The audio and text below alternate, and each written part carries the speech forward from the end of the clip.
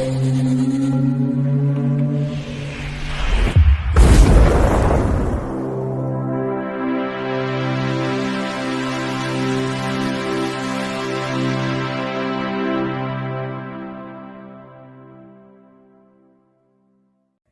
Bayek, it's me Ian, and in today's video I'm continuing my look at the Alfred Hitchcock Masterpiece Collection box set. Yes, and this is The Trouble with Harry from 1955. And this is a real interesting one because I think some people may consider it a bit of an oddity as well within this collection. And does it live up to that label? Well, let's get into it. It is considered a black comedy mystery. It's 99 minutes long. And Rotten Tomatoes, crikey, they give it 88%. I'm a bit shocked because the critics seem to like it. And it's interesting because the box office wasn't so good. This is considered a bit of a flop. It's not considered a real success at all in that sense. But as usual, as time has gone by, it has gone up in the way this film is regarded. Now, the screenplay is by John Michael Hayes, and it's based on a novel, The Trouble with Harry, by Jack Trevor Story. And of course, in terms of screenplays, he'd done Rear Window, which we saw in 1954. It was To Catch a Thief, 1955. Also, 1956, The Man Who Knew Too Much. So it does 4 screenplays for Alfred Hitchcock. And of course, it's directed by Alfred Hitchcock. Yes, I thought I'd get that in. That's pretty obvious. Just a word, the music is interesting.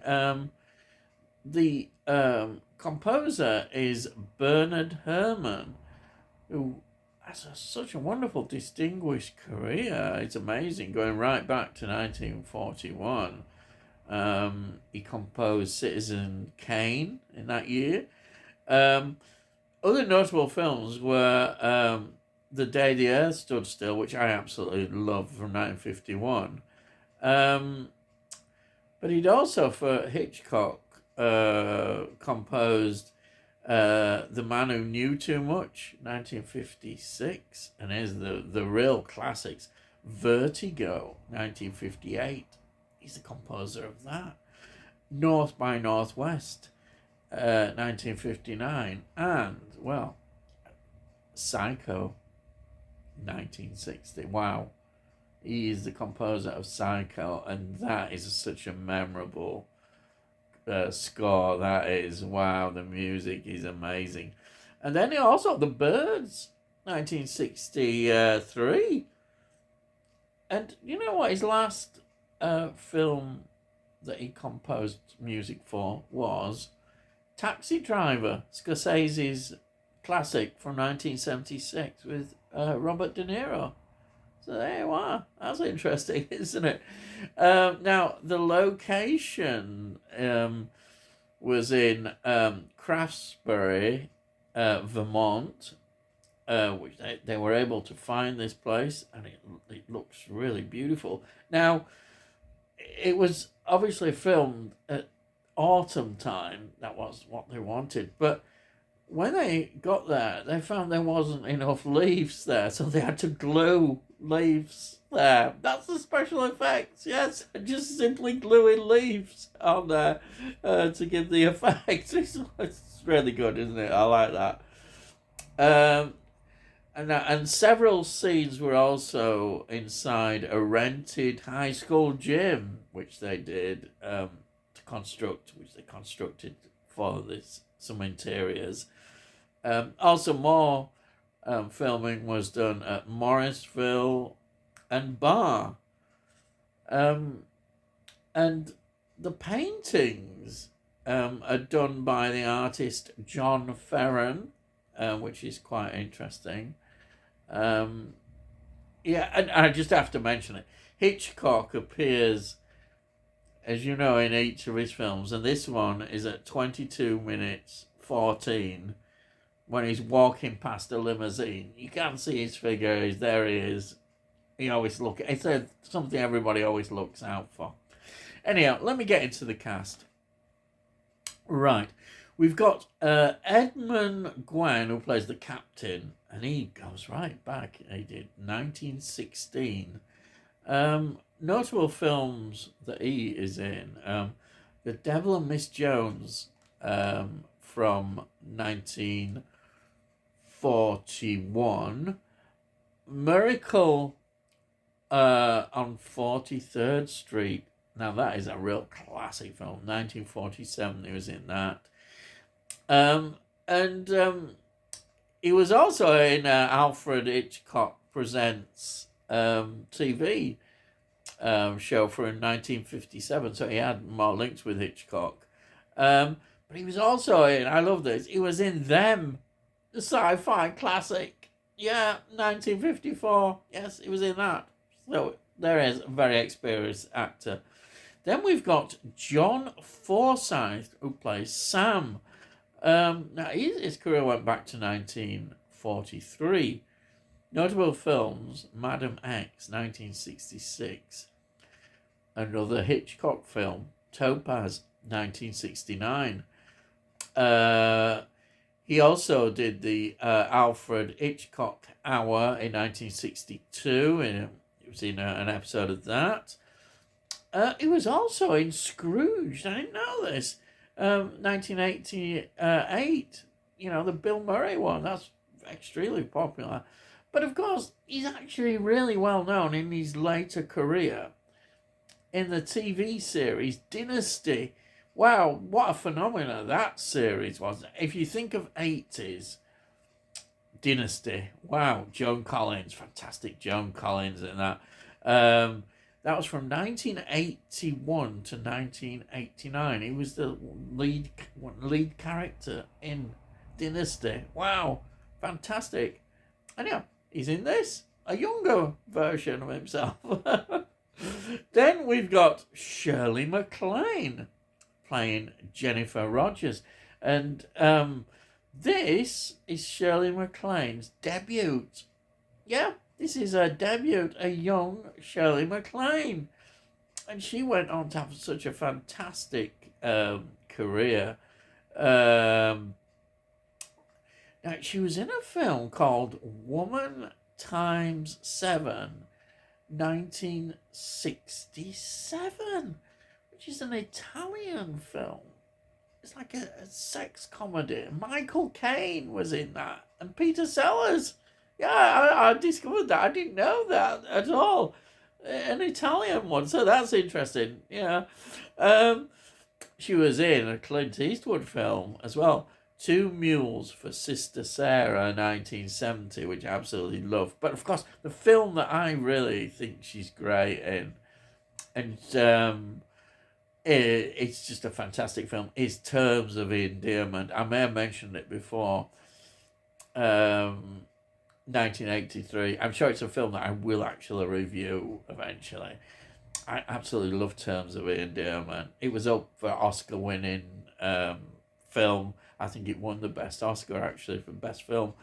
But what a film. Jack Nicholson in it. Her relationship on screen with Jack Nicholson is just, fantastic. Absolutely love it. Also, she was in Postcards from the Edge, 1990, with Meryl Streep. And that is a wonderful performance as well. She's really good. Anyway, she's in this, in her debut. Then we've got Mildred Natwick playing Miss Ivy, and she's the one who is, well, they call them spinsters, don't they? Yes, Miss Ivy. Now, 1940, she started her career. She was in quite a few films, not big roles, but she's in that. She was in The Quiet Man, 1952, which was a John Wayne comedy. Which, yes, it was a bit of a comedy, that one. He was in that. Not quite the Western that we get from John Wayne. But she was in, this is quite a big film it was, Barefoot in the Park, 1967. Now, I know Jane Fonda was in that one. Yeah. She was also in a later film, which is very well thought of, Dangerous Liaisons, from 1988. And that, in fact, was her last film. Yeah, amazing. Then we've got Mildred Dunnock playing Mrs. Wiggs. She went back to 1944. Her career started. She was in Baby Doll, 1956. She was in, of course, the very popular Death of a Salesman, 1966. She was in a horror film, The Spiral Staircase, which is 1970. Yeah, interesting, fascinating. So, what is this film about? Well, the residents of this small hamlet of High Water, which is in Vermont, and of course it's set at that time of year, in the autumn, or as the Americans call it, the fall. Now, these characters are faced with this dead body of Harry Warp. And the problem is, who is responsible for killing them? And each one thinks they are somehow responsible, accidentally, not purposely.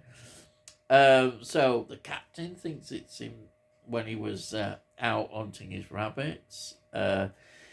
Jennifer thinks it's her. And Miss Ivy Gravely, the spinster, thinks she's responsible. And we start to get into the black comedy farce area about what are they going to do with the body. They don't want to report it to the authorities.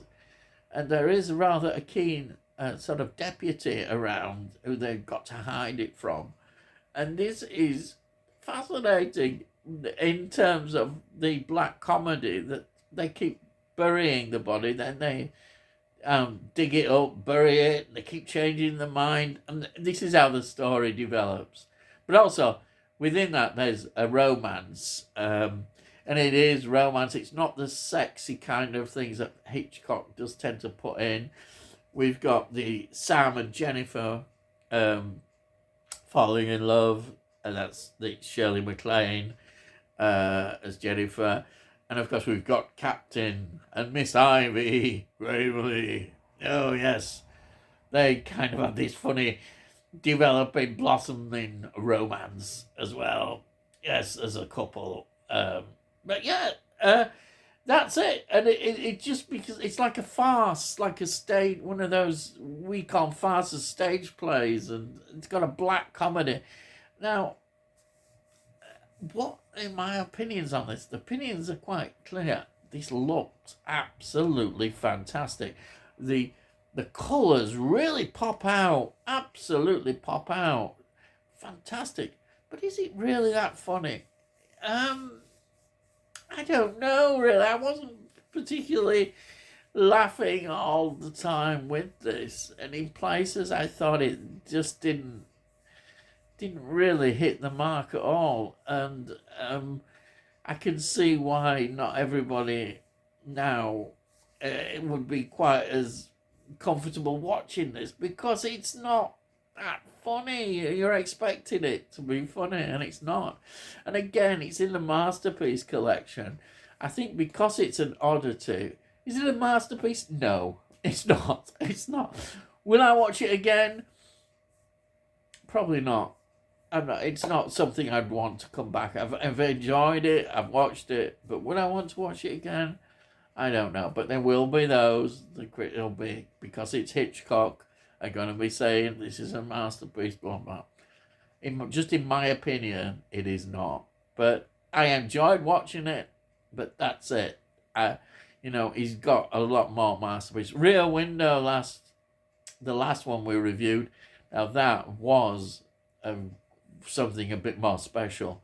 This is not special. And that's really my review. Yes, I know. I'm sorry anybody's been disappointed after the build-up. I'm glad I've seen it, but that's it, you know. So before I go, here we are. There it is, the box set. Yes, we're getting moving on now through these films, and you know, it's a great box set because the extras are fantastic. Fantastic extras. You always get a documentary with each film. So that's really good. And that's it. So, get ready for the next week's one. Right. So if you're new to the channel, please subscribe, and we'll let you know when I produce these videos. Look on playlists, you can see what I do. You know, if you might enjoy it, perhaps you won't. And if you like this particular video, please give it a like, because it gets out onto YouTube, and hopefully algorithms and more people might then like it, or perhaps they won't. But there we are, and it all costs note. And I'll say, if you got any comments, I'd really love to read your comments. Fantastic, really, comments are great. And that's it. So all I've got to say is, I'll see you again.